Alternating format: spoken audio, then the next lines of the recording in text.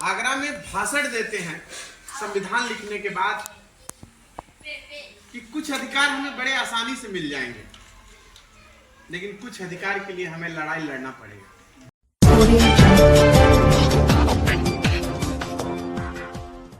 P लेता है और एक है उसको पकड़ के पिलाना पड़ता है, तो हम लोग उसी बने पिलाने वाले हैं, क्योंकि हमने जमीन के हक की बात कभी की ही नहीं, जमीन की लड़ाई की कभी हमने बात की ही नहीं। जब बाबा साहब ने किया, फिर बाद में मानवर कांसी राम साहब आए, तो फिर उन्होंने इस पे जमीन के मुद्दे पे सवाल उठाया। तब उन्होंने नारा दिया, जो जमीन सरकारी है वो जमीन हमारी है। उन्होंने इस नारा को दिया और इसमें खूब अच्छा काम किया। किसी से लाठी डंडे की झगड़ा नहीं किया, मारपीट नहीं किया, गोली नहीं चलाया, लेकिन संवैधानिक तरीके से शायद एक आध गाँव बचा हो, हर गांव में उन्होंने आबादी जरूर दिला दिया लोगों को। कहीं 1.5 डिसमिल, कहीं 2 डिसमिल, कहीं 4 डिसमिल आबादी लोगों को मिला जरूर। वो उनकी देन थी, लेकिन वो डिसमिल की बात नहीं करते थे कि हमको आबादी चाहिए, वो भी 3 एकड़ की मांग करते थे। लेकिन उस जो आया है उसको जाना ही है, फिर उस लड़ाई को कंटिन्यू करने के लिए कोई ना कोई आएगा, समय है। आगरा में भाषण देते हैं संविधान लिखने के बाद कि कुछ अधिकार हमें बड़े आसानी से मिल जाएंगे, लेकिन कुछ अधिकार के लिए हमें लड़ाई लड़ना पड़ेगा। जैसे वोट का अधिकार, पहले राजा का बेटा ही राजा बनता था और कुछ चंद ऐसे चुनिंदे लोग होते थे जो वोट देते थे, सबको वोट का अधिकार नहीं था।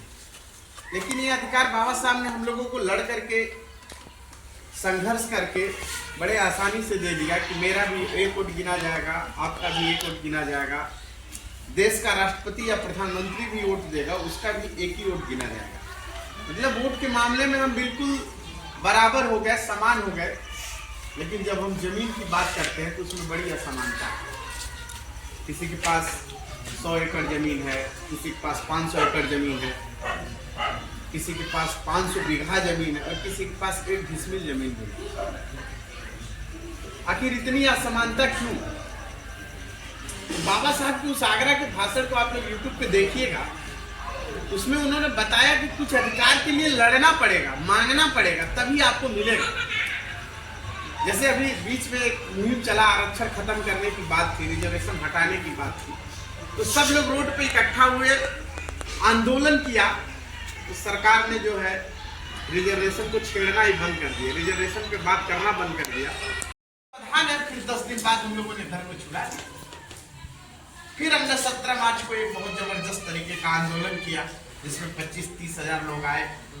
दिन भर आंदोलन चला, बारिश होती रही, उसमें कमिश्नर खींच करके आया, ज्ञापन भी लिया और हम लोग को आश्वासन भी दिया कि हम आपकी बात सदन तक लोगों तक पहुँचाएंगे। लेकिन ये बात नहीं सुनी गई।